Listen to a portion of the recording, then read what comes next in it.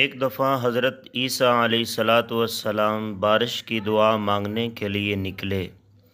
جب آپ علیہ السلام صحرا میں پہنچے تو اعلان فرمایا کہ میرے ساتھ ایسا شخص نہ آئے جس نے کوئی گناہ کیا ہو۔ یہ سن کر سوائے ایک شخص کے سب ہی پلٹ گئے۔ حضرت عیسیٰ علیہ السلام نے اس سے پوچھا کہ تم نے کوئی گناہ نہیں کیا؟ اس نے جواب دیا، حضور مجھے اپنا کوئی گناہ یاد تو نہیں، سوائے اس کے کہ ایک دن میں نماز پڑھ رہا تھا، پاس سے ایک عورت گزری تو میں نے اسے اس آنکھ سے دیکھا۔ اس کے گزر جانے کے بعد ندامت مجھ پر غالب آئی اور میں نے انگلی سے وہ آنکھ نکال کر اس عورت کے پیچھے پھینک دی۔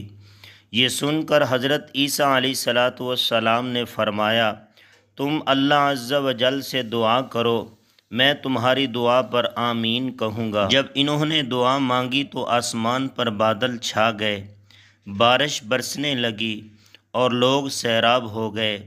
سبحان اللہ۔ پیارے دوستو، آج کے دور میں تو یہ حال ہو چکا ہے کہ ہم کسی کی ماں، بہن، بیٹی پر بری نظر ڈالنے کو گناہ سمجھتے ہی نہیں۔ اس وقت ایک لمحے کے لیے بھی یہ نہیں سوچتے کہ ہماری بری نظر اللہ عز و جل کی ناراضگی کا باعث بن سکتی ہے۔ کسی کی ماں، بہن، بیٹی پر بری نظر ڈالنے سے پہلے صرف اتنا سوچ لیا جائے کہ اگر یہی کام کوئی اور ہماری ماں، بہن یا بیٹی کے لیے کرے تو ہمیں کیسا لگے گا۔